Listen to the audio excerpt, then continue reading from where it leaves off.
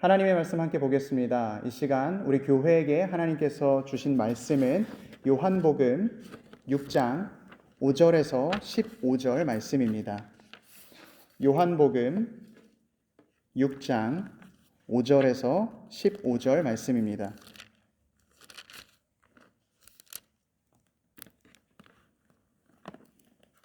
우리 다 찾으신 줄 알고 하나님의 말씀 한 목소리로 봉독하도록 하겠습니다. 예수께서 눈을 들어 큰 무리가 자기에게로 오는 것을 보시고 빌립에게 이르시되 우리가 어디서 떡을 사서 이 사람들을 먹이겠느냐 하시니 이렇게 말씀하시는 친히 어떻게 하실지를 아시고 빌립을 시험하고자 하심이라. 빌립이 대답하되 각 사람으로 조금씩 받게 할지라도 200데나리온의 떡이 부족하리이다. 제자 중 하나 곧 시몬 베드로의 형제 안드레가 예수께 여짜오되 여기 한 아이가 있어 보리떡 5개와 물고기 2마리를 가지고 있나이다. 그러나 그것이 많은 사람에게 얼마나 되겠사옵나이까? 예수께서 이르시되 이 사람들로 앉게 하라 하시니 그곳에 잔디가 많은지라 사람들이 앉으니 수가 5,000명쯤 되더라. 예수께서 떡을 가져 축사하신 후에 앉아있는 자들에게 나누어 주시고 물고기도 그렇게 그들의 원대로 주시니라.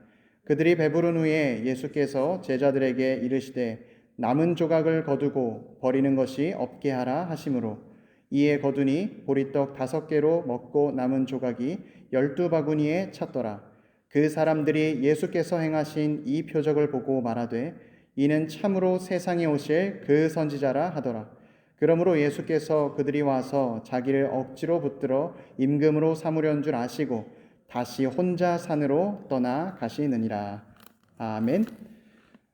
오늘 저는 본문 말씀을 통해서 빈 자리에 하늘이 채워지다 라는 제목으로 주의 말씀을 선포하도록 하겠습니다. 모든 인간은 배고픔의 존재입니다. 우리는 배가 고프면 견딜 수가 없고 음식을 먹어야만 살 수가 있습니다.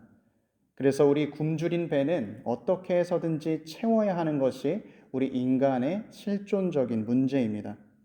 그러나 우리에게는 이러한 육신의 배고픔보다 더 큰 배고픔이 있는데 바로 마음의 배고픔입니다.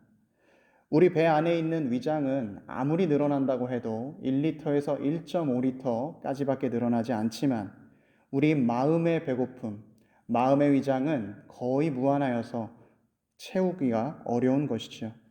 사람들은 이 마음의 공간을 채우기 위해서 애를 쓰고 노력합니다. 세상에 온갖 것을 집어넣지만 마음의 허기가 도저히 채워지지가 않음을 경험하고 좌절합니다. 그렇다면 우리가 이 배고픔의 문제를 어떻게 해결할 수 있겠는가? 오늘 본문의 말씀이 바로 그 이야기를 우리에게 해주고 있습니다. 우리의 근원적인 배고픔은 무엇으로 해결되는가? 결론부터 말씀드리면 하늘의 양식이신 주님을 먹을 때에만 우리에게 진정한 만족이 있다는 사실입니다. 우리는 배가 고픈 존재들이지만 우리 주님께서는 우리를 배부르게 하는 분이시기 때문입니다.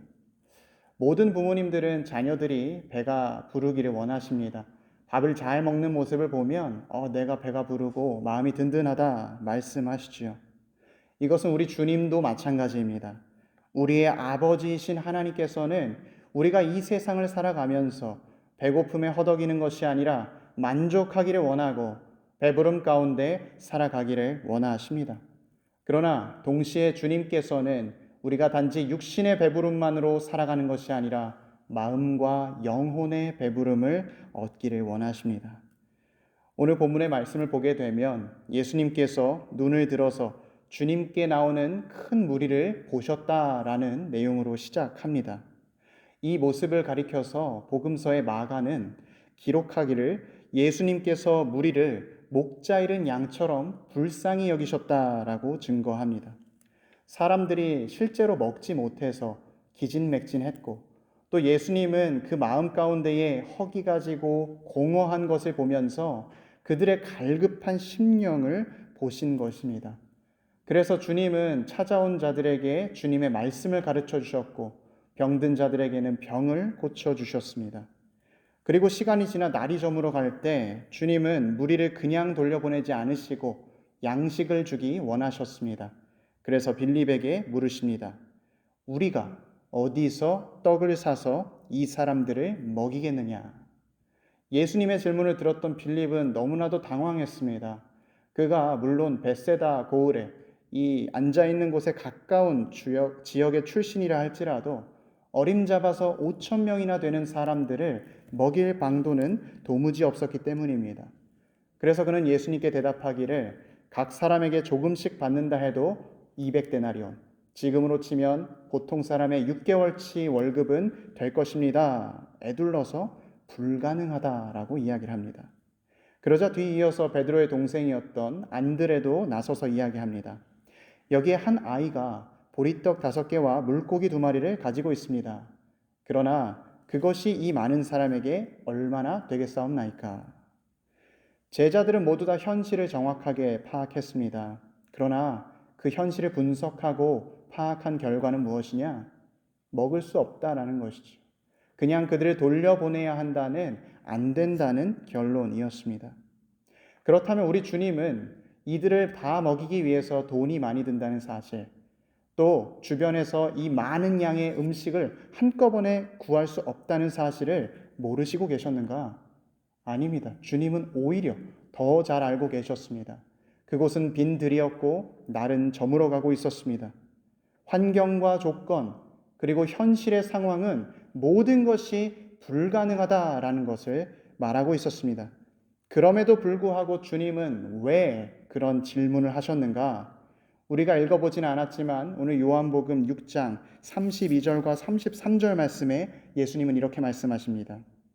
내가 진실로 진실로 너희에게 이르노니 모세가 너희에게 하늘로부터 떡을 준 것이 아니라 내 아버지께서 너희에게 하늘로부터 참떡을 주시나니 하나님의 떡은 하늘에서 내려 세상에 생명을 주는 것이니라. 주님께서는 제자들의 시선이 이 땅의 차원, 내 앞에 현실에만 머무는 것이 아니라 눈을 들어 하늘에 계신 하나님을 보길 원하셨던 것입니다. 우리의 참된 양식이시요 우리에게 만족을 주시기 위해 하나님이셨던 예수님이 이 땅에 내려오신 것입니다.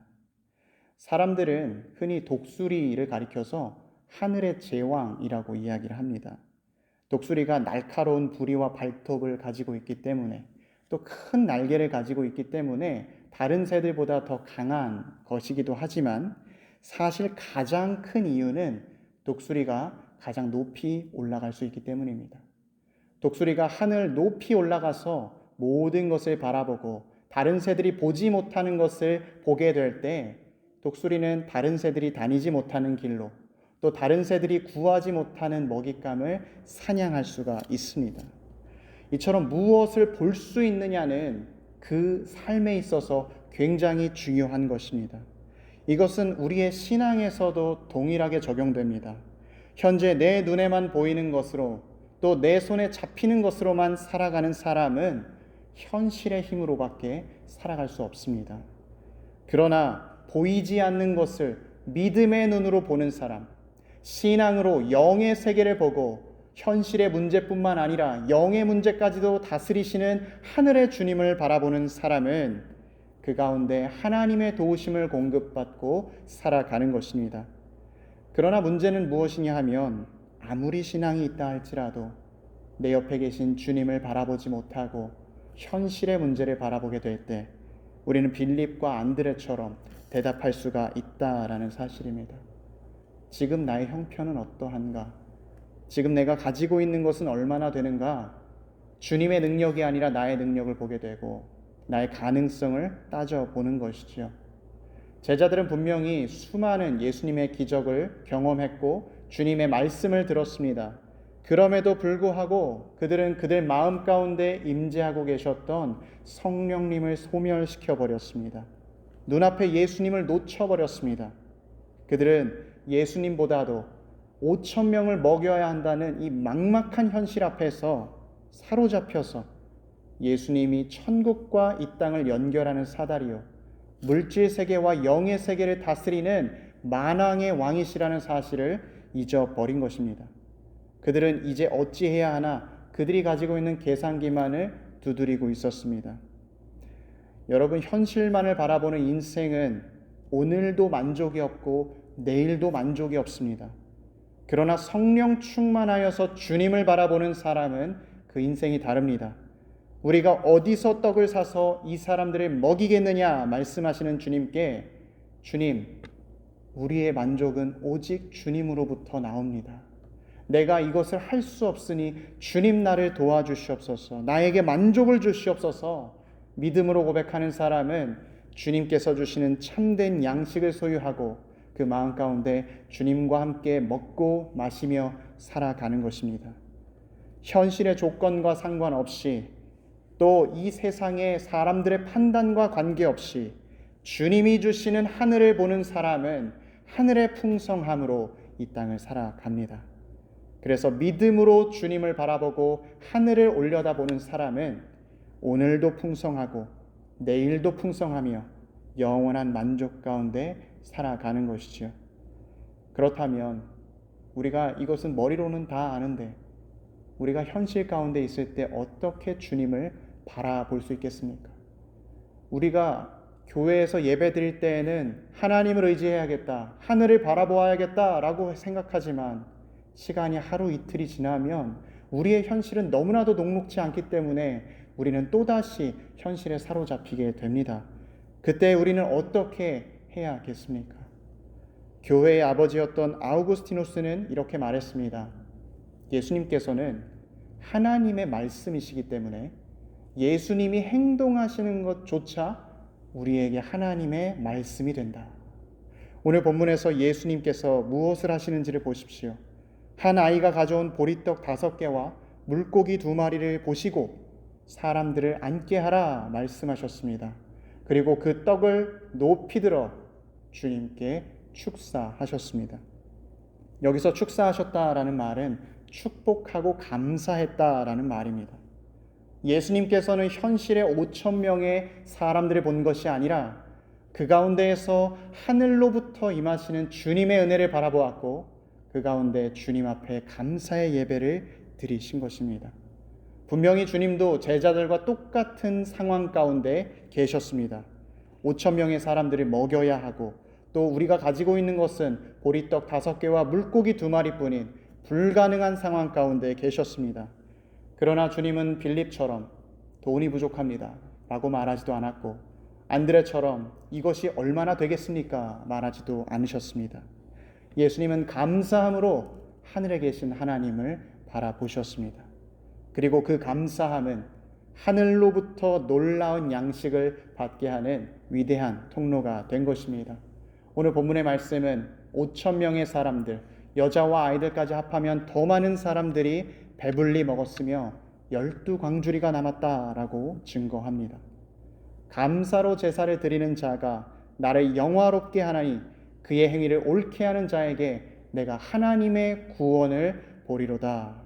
이렇게 고백했던 시편의 기자의 말씀은 1000년 전에도 이미 진리의 말씀이었고 오늘 예수님께서 감사함으로 그 수많은 사람들은 하나님께서 공급해 주신 만족함을 경험한 것입니다. 사랑하는 피스메이커 교우 여러분, 설교의 황태자라고 불리셨던 찰스 스펄전 목사님은 감사함의 중요성에 대해서 이렇게 이야기했습니다. 촛불을 주신 하나님께 감사하는 자에게는 하나님은 전깃불을 주신다. 전깃불을 감사하는 자에게는 하나님께서 달빛을 주신다. 그 달빛을 감사하는 자에게는 하나님께서 찬란한 태양빛을 주신다. 우리 앞에 현실이 불가능하면 불가능할수록 우리에게 필요한 것은 감사하는 마음입니다. 내가 지금 비어있기 때문에 나에게 더 좋은 것을 주실 수 있는 주님을 신뢰하고 그분 앞에 감사함으로 나아가는 것입니다. 감사함으로 예배하는 사람은 하늘로부터 임하는 은혜를 경험합니다. 우리가 예배를 드릴 때에 지금 이 공예배는 말할 것도 없고 우리의 삶의 한순간 한순간 모든 시간 가운데 감사함으로 주님께 예배를 드리십시오. 그때에 우리도 오병이어의 기적을 우리 삶에서 경험하게 될 것입니다. 혹시라도 우리의 마음 가운데 또 우리의 입술 가운데 불평과 불만이 터져 나온다면 속히 회개함으로 다시 감사와 찬양의 삶으로 돌아가야 합니다. 성령의 충만함은 기도와 말씀으로 받는 것이지만 이 성령 충만을 유지하는 것은 감사함으로 가능하기 때문입니다. 이러한 감사의 삶을 실천한 사람이 바로 다윗이었습니다. 우리는 다윗이 시편에 많은 시를 썼었던 것을 알고 있습니다. 제가 찾아보니까 시편의 150편 중에서 무려 73편이 다윗이 지은 시입니다. 이 시편들을 다 읽어보게 되면 다윗은 자기가 겪는 현실의 문제, 자기가 겪고 있는 마음의 문제, 영혼의 문제, 모든 문제를 주님 앞으로 가져갔다는 사실을 알 수가 있습니다. 부족함이 생겼을 때 주님 앞에 부족함을 채워달라고 간구했고요. 잘못을 저질렀을 때 용서해달라고, 나를 제발 다시 살려달라고 기도했고요. 이뿐만이 아니라 마음 가운데 분노함이 생겨서 복수심에 불탈 때에도 주님, 이 복수를 주님께서 해주시옵소서 엎드렸고요. 또 억울함이 생기고 곤란하고 위급한 상황이 생겼을 때 모든 순간에 다윗은 주님 앞으로 나아가 감사했습니다. 놀라운 것은 이러한 모든 시편의 처음의 시작은 슬픔이요, 회개요, 위급한 상황을 구해달라는 도움의 간청이요, 그런데 마지막으로 가게 되면 그 다윗의 시편은 언제나 주님을 찬양하고 감사하고 있다는 사실입니다. 이것이 다윗의 신앙이요, 다윗의 영성이었습니다. 하나님께서 다윗이 나의 마음에 합한 자다라고 말씀하신 이유는 그가 성품이 좋아서가 아니라 오늘 우리가 보았듯이 하나님 앞에 모든 문제를 가져가며 그 기도를 들으신 주님께 감사했기 때문입니다. 감사할 때 하늘로부터 은혜를 입는 것은 바울 사도 역시 경험한 진리였습니다. 바울 사도가 빌립보에서 전도를 할 때 억울하게 매를 맞고 감옥에 갇히게 되었습니다. 그의 몸은 피투성이가 되었고 그의 손과 발에는 착고가 채워졌습니다. 바울이 왜 감옥에 갇혔느냐? 우리가 너무나 잘 알고 있듯이 귀신 들린 여종을 불쌍히 여기고 그 귀신을 쫓아주었다라는 이유밖에 없었습니다. 그때 바울이 자기의 현실을 보고 불평했는가? 내가 억울하다고 하나님 앞에 따졌는가? 그렇지 않습니다. 바울은 자기와 함께 감옥에 있는 실라와 함께 찬양하고 감사로 예배를 올려드렸습니다. 그때에 잠시 뒤에 땅이 진동하고 감옥의 문이 열리며 그들 손과 발에 묶여있던 쇠사슬이 풀어졌습니다. 하늘로부터 임한 하나님의 능력을 바울이 경험하게 된 것입니다.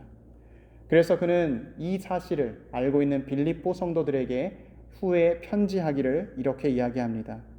나는 비천에 처할 줄도 알고 풍부에 처할 줄도 알아 모든 일, 곧 배부름과 배고픔과 풍부와 궁핍에도 처할 줄 아는 일체의 비결을 배웠노라.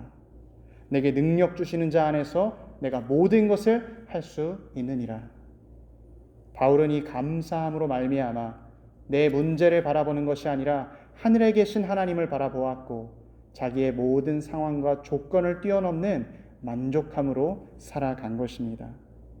사랑하는 성도 여러분, 우리의 삶은 우리가 무엇을 보며 살아가느냐에 따라 결정됩니다. 이 시간 현실의 부족함이 아니라 주님을 바라보기를 축원합니다.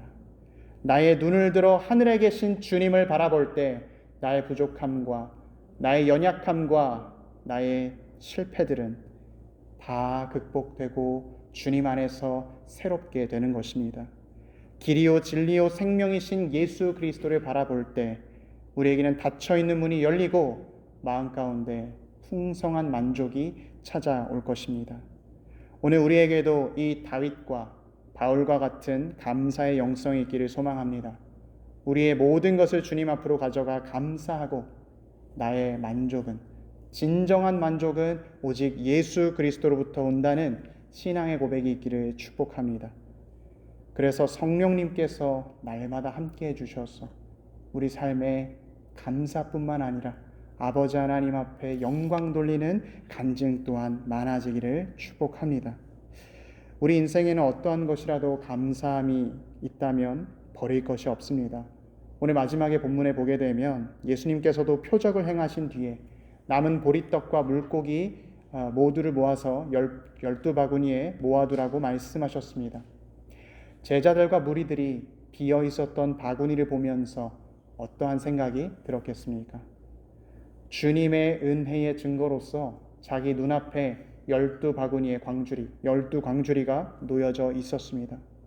예수 그리스도로 말미암아 나의 모든 배고픔이 채워졌고 비어 있었던 광주리는 가득 차게 되었습니다. 그래서 우리는 한 주간 살아가면서 우리 인생에 비어 있는 것을 바라보는 것이 아니라 그 비어 있는 것을 채우실 주님을 의지하고 주님을 바라보아야 하는 것입니다. 사랑하는 성도 여러분, 그리스도인은 무덤을 보았을 때 울지 않는 사람입니다.